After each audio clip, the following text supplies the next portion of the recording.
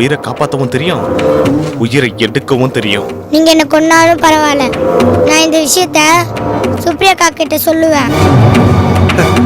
Hey, அவளை இனிமே எங்க கல்யாணம் முடிஞ்சதுக்கு அப்புறம் தான் நீ பார்க்கவே முடியும். நீ கண்ணை மூடின உடனே நான் சுப்ரியா கிட்ட நான் அவளுக்கு மருந்து கொடுத்துட்டு வரேன், நீ கார்ல போயிரு, உடனே கிளம்பணும்னு சொல்லிட்டேன். அவளும் சரின்னு கிளம்பி போய் கார்ல ஏசியை போட்டுக்கிட்டு கார் கண்ணாடி எல்லாம் மூடிட்டு ஜம்முன்னு உட்காந்துட்டு இருக்கா. நீ இப்ப கத்தனா கூட அவ காதல விழாது. என்ன பாக்குற? எங்க 2 பேருக்கும் கேரளால இருக்க குருவாயூரப்பன் கோயில்ல தான் கல்யாணம். எங்க கல்யாணம் முடிச்சதுக்கு அப்புறம் இந்த விஷயம் சுப்ரியாவுக்கு தெரிஞ்சா கூட எனக்கு கவலை இல்ல. வாட்டா? இல்ல, நான் இந்த விஷயத்த இப்பவே சுப்ரியாக்கா கிட்ட சொல்ல போறேன். ஏய், இங்க வாடி, உட்கார். எங்க ஓட பாக்குற? நான் அவ்வளவு சீக்கிரம் ஏமாந்துட மாட்டேன். உன்னைக்கு இந்த ரூம்குள்ளே வச்சு சாத்திட்டு போறேன்.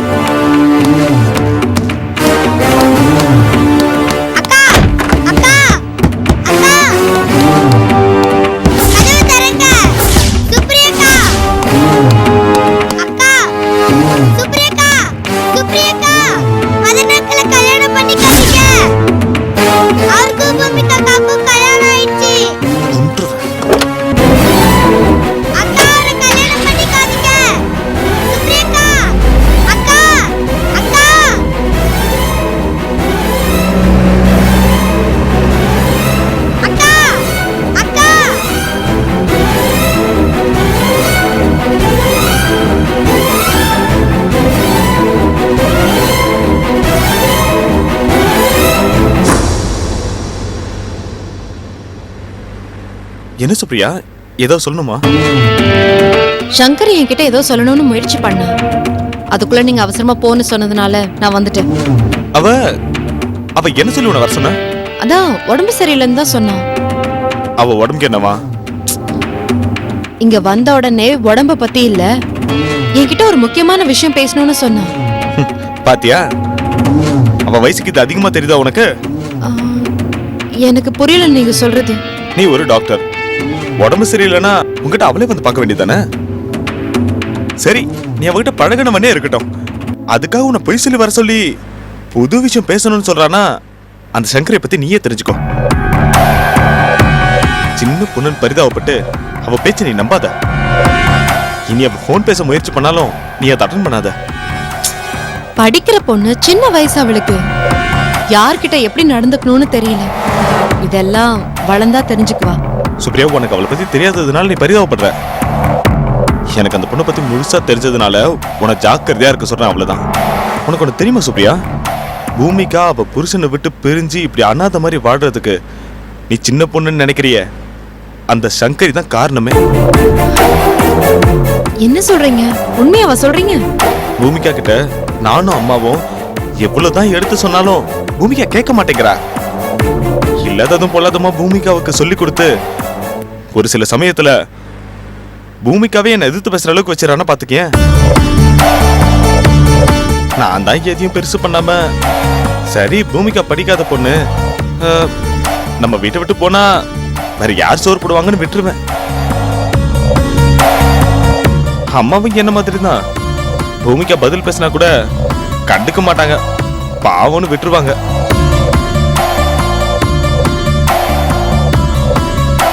அந்த சங்கரி பொண்ணுக்கு இந்த வயசுலயே யாராவது சேர்ந்து சிரிச்சு பேசினா பிடிக்காது.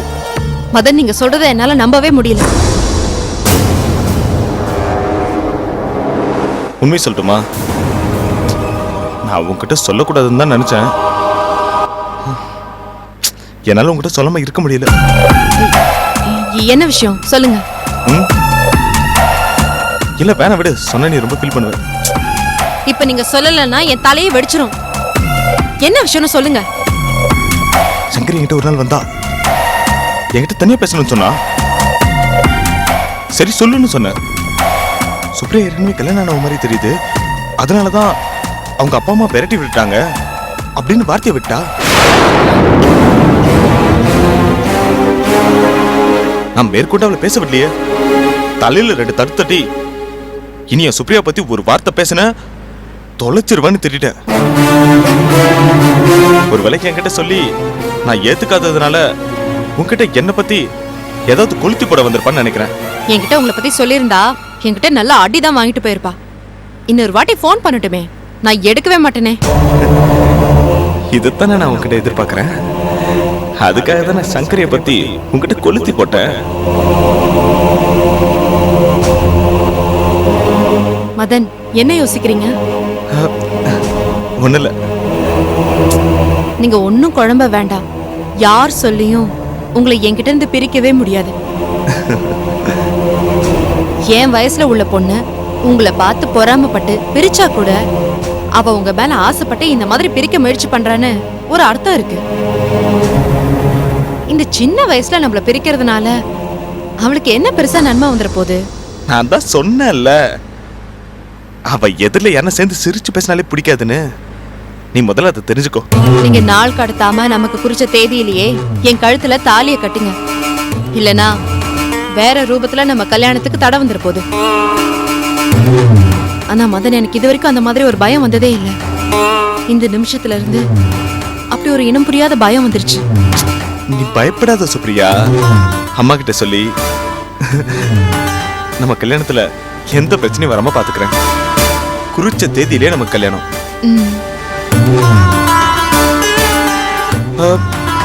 சரி, இப்போ ஒரு காஃபி சாப்பிடலாமா? வேணாம், என்ன வீட்லயே விட்டுருங்க போதும். ஓகே.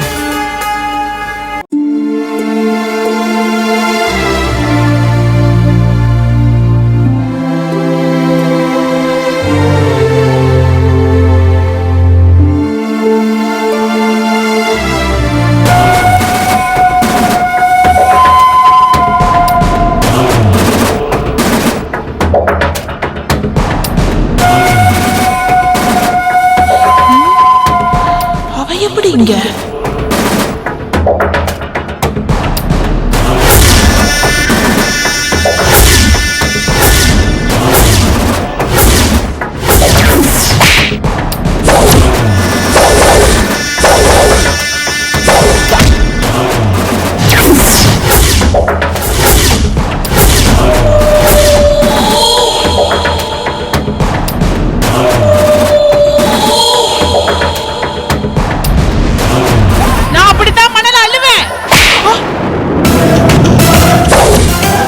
என்னடி முறைக்கிற? மணல் கொள்ளக்காரி, உனக்கே இவ்ளோ திமிர் இருந்தா ஐஏஎஸ் படிச்ச அர்ச்சனா ஐஏஎஸ்க்கு எவ்வளவு திமிர் இருக்கணும்? ஒன்னியும் உன் கும்பலையும் அடியோட அழிச்சிடுறடி. உன் 100 லாரியும் சீஸ் பண்ணி உன்னை நடு ரோட்ல நிக்க வைக்கிறேன். ஏ அர்ச்சனா ஐஏஎஸ், ஏ லாரிய சீஸ் பண்ண பாக்குறியா? நான் மணல் இல்லாம தத்துருவியா? உன்னை மூட்டை புச்சி நசுக்கிற மாதிரி நசிக்கிற வேண்டி. நான் திருடுறது மணல் தான் உனக்கு தெரியும், ஆனா என் பவர் என்னன்னு தெரியாது. என்கிட்ட வச்சுக்கிட்ட அந்த மணலோட போட்டு உன்னை புதைச்சிடுவேன். நானும் ஓ அழிவை பார்க்க தான் போறேன். ஆத்து மணல அரசாங்கம் 6 அடிக்கு தோண்ட சொன்னா நீ 60 அடிக்கு தோண்டிட்டு இருக்க. அதனால பூமி கடியில நிலத்தடி நீர் வத்தி போச்சு.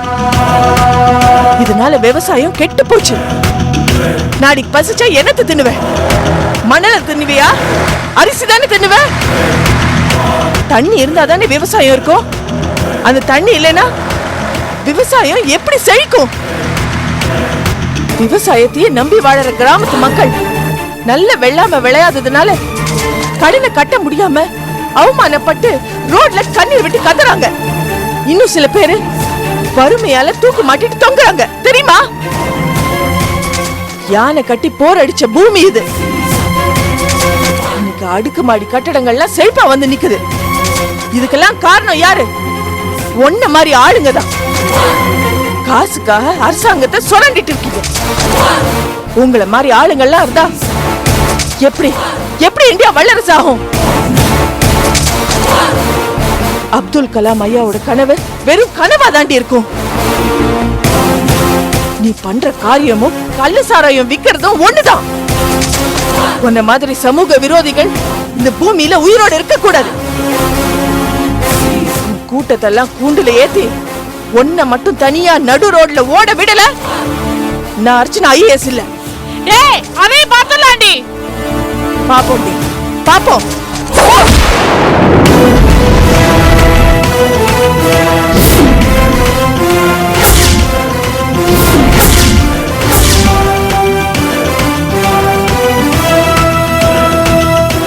அவளேதான் இவர்.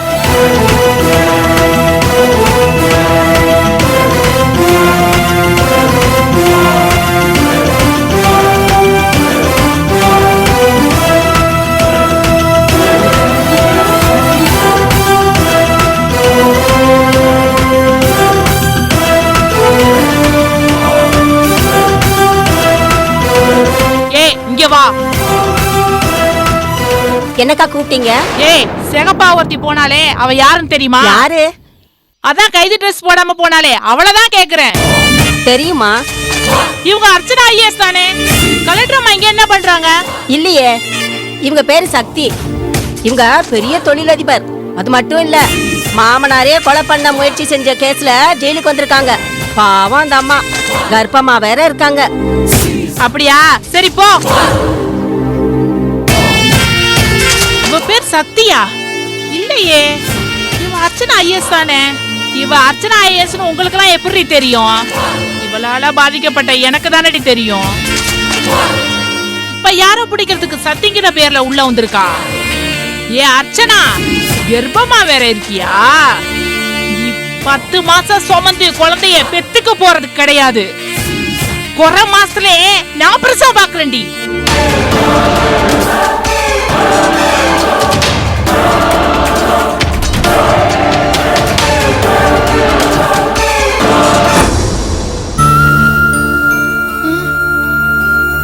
என்னாச்சு சங்கரி உனக்கு? ஏன் இப்படி இடிஞ்சு போன மாதிரி உட்காந்துருக்க? எப்பவும் நீ தானே எனக்கு தைரியம் சொல்லுவ. என்னாச்சு சங்கரி, ஏன் இப்படி இருக்க? வேணாம் வேணாம்னு சொல்லிட்டு இருக்கும்போது போன வர வச்சுட்டா என்னாச்சு சொல்லு. அட அது ஏன்க்கா கேக்குற? ஏன் என்னாச்சு? உன்னை பத்தி சொல்லலான்னு சுப்ரியாக்கா கிட்ட பேச போற நேரத்துல திடீர்னு மதன் மச்சான் வந்து அவங்கள கூட்டிட்டு போயிட்டாரு. சிவ பூஜையில கரடி புந்த மாதிரி நம்ம காரியத்தையே கெடுத்துட்டாரு.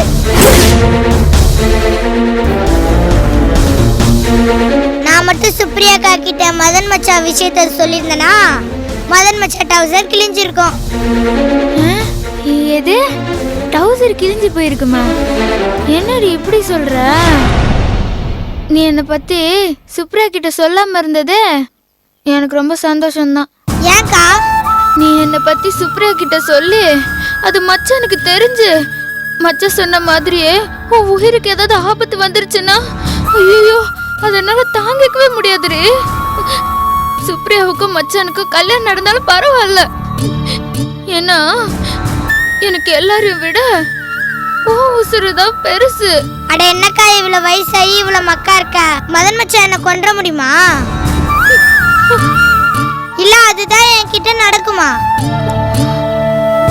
மச்சான் உன்னை மிரட்டுற மாதிரி என்ன மிரட்ட முடியாது. உசுறு என்ன சக்கரையா தண்ணியில கரைக்கிறதுக்கு? உன்னை பயம்புத்துறதுக்காக அப்படி சொல்லியிருப்பாரு. உன்னை ஏமாத்தி சுப்ரியாக்காவை கல்யாணம் பண்ணவே முடியாது. உனக்கு ஆதரவா சட்டம் இருக்கு, ஜட்ஜமா இருக்காங்க,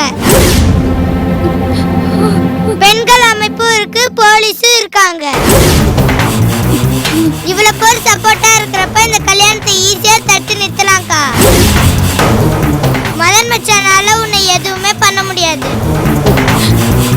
சங்கரி, நம்ம நினைக்கிற மாதிரி எல்லாம் ஒன்னும் நடக்காது போல இருக்கே. என்னக்கா சொல்ற? மச்சான் பத்திரிக்கை அடிச்சு ஊரை கூட்டியா கல்யாணம் பண்ண போறாரு. போற வழியில ஏதாவது ஒரு கோயில்ல வச்சு சுப்ரியாவை கல்யாணம் பண்ணிக்கிட்டா நான் என்னடி பண்ண முடியும்? அந்த கல்யாணத்தை நிறுத்ததான் நான் இருக்கேன்ல. இந்த கல்யாணத்தை எப்படி தடுத்து நிறுத்துறேன்னு நீ வேடிக்கை மட்டும் பாரு. எவ்வளவோ பார்த்துட்டோம், இந்த கல்யாணத்தை தடுத்து நிறுத்த முடியாதா? அதான் சங்கரி, எப்படி தடுத்து நிறுத்த போற? உன் மச்சான தூக்குறேன். என்னது? நீ மச்சான தூக்க போறியா? என்னடி சொல்ற? ஆமாக்கா, எனக்கு உதவியா 4 ஃப்ரெண்ட்ஸ் சேர்ந்திருக்காங்க. அவங்க எல்லாம் சும்மா கில்லி மாதிரி. உன் மச்சான் கல்யாணம் எப்பன்னு மட்டும் சொல்லு. உன் மச்சான் எப்படி தூக்குறேன் பாரு.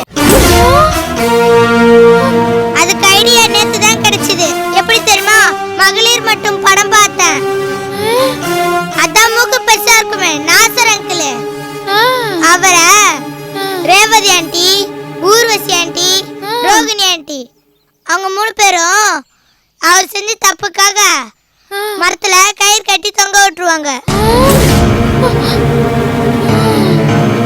அதே மாதிரிதான்க்கா அவன் மச்சான தலைகீழ கட்டி தொங்க விட போறேன். அவர் எப்படி கல்யாணம் பண்ணிக்கிறாரு நான் பாக்குறேன். நான் சொன்ன மாதிரி உன் மச்சான தூக்குறனாலன்னு பாரு. உன் மச்சான் வேற எந்த பொண்ணையும் ஜென்மத்துக்கு நினைக்காத மாதிரி பண்றேன். என்னடி நீ இதெல்லாம் உன்னால பண்ண முடியுமா? உனக்கு என்ன 7 வயசு தான் இருக்கும். நீ என் இடுப்போசரம் தான் இருப்ப. உன்னால என் கல்யாணத்தை தடுத்து நிறுத்த முடியுமா? அக்கா என் உருவதான் சிறுசு, ஆனா என் மூளை பெருசு. உன் மச்சான எப்படி கடத்துறது, இந்த கல்யாணத்தை எப்படி தடுத்து நிறுத்துறதுன்னு நிறைய ஐடியா வச்சிருக்கேன். நீ கவலையே படாத. சங்கரி, நீ சின்ன புள்ளையா இருந்தாலும் இவ்வளவு தைரியமா பேசுறியே, இதுவே எனக்கு ரொம்ப தெம்பா இருக்கு. அக்கா மச்சான் நான் இல்ல, இந்த மச்சி நிச்சியான்னு பாரு. என்னது மச்சி நிச்சியா? நீ எனக்கு அக்கானா உன் மச்சானுக்கு நான் மச்சி நிச்சி தான். சங்கரி, நீ ரொம்ப நல்லா பேசுற. சரி நான் கிளம்புறேன். நான் மச்சான் கூடயே இருந்து மச்சான் என்னென்ன வேலை செய்யறாருன்னு நான் உனக்கு போன் பண்றேன். சரிக்கா, இதுக்கு மேலதான் நீ ஜாக்கிரதையா இருக்கணும். கண்ணுல விளக்கெண்ண ஊத்திட்டு உன் மச்சான் என்ன பண்றாருன்னு பாத்துட்டே இரு. நீ தோத்துட்டனா நான் தோத்த மாதிரி. அக்கா நம்ம ஜெயிக்கணும்க்கா.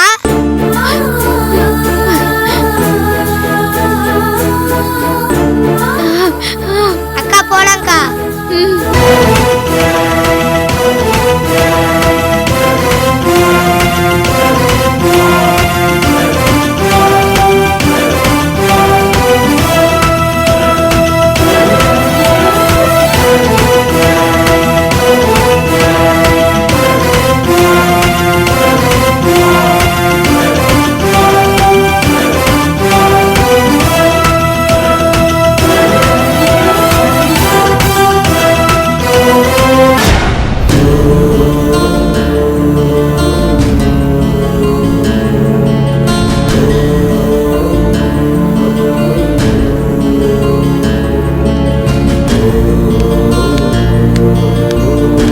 இந்தாங்க மேடம், மெடிசன் ரிப்போர்ட்.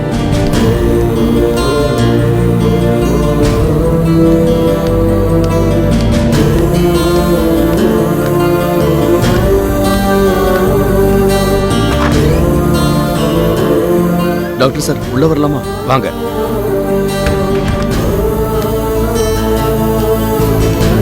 வணக்கம் சார். உட்காருங்க.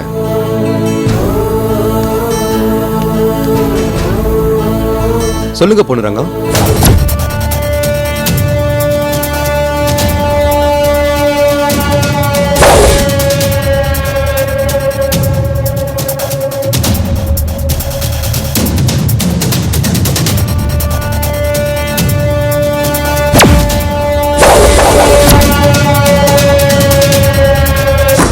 எங்க அப்பாவுக்கு எப்படி இருக்கு டாக்டர்? அவர் எப்ப கண் முழிப்பாரு? என் அப்பா சீக்கிரமா குணமாகணும் டாக்டர். அவரை நான் இன்னும் கண்ணாலேயே பார்க்கல. எப்ப சார் பார்க்க முடியும்? அன்னைக்கு நீங்களும் உங்க ரிலேட்டிவ் பொண்ணும் போய் பேஷண்ட்டை பார்க்கல? அப்ப கூட எங்க ஸ்டாஃப் நர்ஸ் வந்து உங்களை வெளியே அனுப்பிச்சாங்களாமே. சாரி டாக்டர், என் அப்பாவை பார்க்கணும். அவர் எப்படி இருக்கிறாருன்னு தெரிஞ்சுக்கணும். அந்த ஆர்வத்துல தான். இத பாரு பொண்ணுரங்கம், உங்க அப்பாவை பார்க்கணுன்ற பாசம் எவ்வளவு இருக்கோ அதை விட ஒரு பேஷண்ட்டை காப்பாத்துற கடமை பல மடங்கு ஆசி டாக்டர் எனக்கு இருக்கு. எனக்கு நல்லா தெரியும் டாக்டர். இத்தனை வருஷம் கழிச்சு எங்க அப்பா கிடைச்சிருக்கிறார். அந்த ஆர்வத்துல தான் அவரை போய் பார்த்துட்டேன். உங்க அனுமதியெல்லாம் போய் பார்த்ததுக்கு என்னை மன்னிச்சிருங்க டாக்டர். உங்க அப்பா மேல 4 புல்லட் பாஞ்சிருக்கு. அவர் பொழைக்கிறதே பெரிய அதிசயம். நாங்க ஸ்பெஷல் ட்ரீட்மெண்ட் கொடுத்துட்டு தான் இருக்கோம். அவரும் குணமாயிட்டு தான் வராரு. அதுக்குள்ள ஏன் அவசரப்படுறீங்க? டாக்டர் சார், என் அப்பா கண்ணு முடிச்சு எழுந்திருக்கணும். என் அப்பா சொல்ற பதில வச்சுதான் என் சக்தியை சைட்ல இருந்து வெளியே கொண்டுட்டு வரணும். அதுக்காக தான் கேட்கிறேன். ஒன்னும் கவலைப்படாதீங்க பொண்ணுரங்கம். உங்க ஃபாதர் சீக்கிரமா குணமாயிடுவாரு. அவர் சீக்கிரமே வாக்குமூலமா கொடுத்துருவாரு. உங்க வைஃபும் சீக்கிரமா ஜெயில இருந்து ரிலீஸ் ஆயிடுவாங்க. ரொம்ப நன்றிங்க டாக்டர். பரவு, நீங்க எனக்கு ஒரு பர்மிஷன் தரணும். என்ன பர்மிஷன்? நான் இங்கேயே இந்த ஆஸ்பத்திரியிலேயே எங்க அப்பாவுக்கு பாதுகாப்பா பக்கத்துல இருக்கணும் டாக்டர். அதுக்கு நீங்களே அனுமதிக்கணும். அதுல ஒரு சின்ன சிக்கல் இருக்கு. என்ன சிக்கல் டாக்டர்? உங்க ஃபாதர் சுடப்பட்டு ஹாஸ்பிட்டல் அட்மிட் பண்ணப்பட்டவர். நாங்க தீவிர சிகிச்சை கொடுத்து தெய்வாதீனமா அவரை காப்பாத்திருக்கோம். இப்போ அவரு இந்த ஹாஸ்பிட்டல் கஸ்டடியில இருக்காரு. மறுபடியும் அவருக்கு எந்தவித ஆபத்தும் வந்துடக்கூடாது. அதனால நாங்க யாரையுமே இங்க நைட்டை ஸ்டே பண்றதுக்கு அனுமதிக்கிறதே கிடையாது. சரிங்க டாக்டர். ஆனா என் அப்பா உசுருக்கு ஆபத்து வந்துடக்கூடாதுன்னு நீங்க சொல்றீங்களே, அதே காரணத்துக்காக தான் டாக்டர் நானும் சொல்றேன். நான் சைலுக்கு போய் என் மனைவிய பார்த்தேன். அவங்களும் சொன்னாங்க அப்பாவை பார்க்குற சாக்குல யாராவது எதிரிக்க ராத்திரி நேரத்துல வந்துட போறாங்கன்னு. வணக்கம் டாக்டர். வணக்கம் டாக்டர். வணக்கம் வணக்கம். நீங்க இன்னைக்கு தான் புதுசா டியூட்டில ஜாயின் பண்ணியிருக்கேன். அப்படிங்களா? நீங்க போங்க. ம்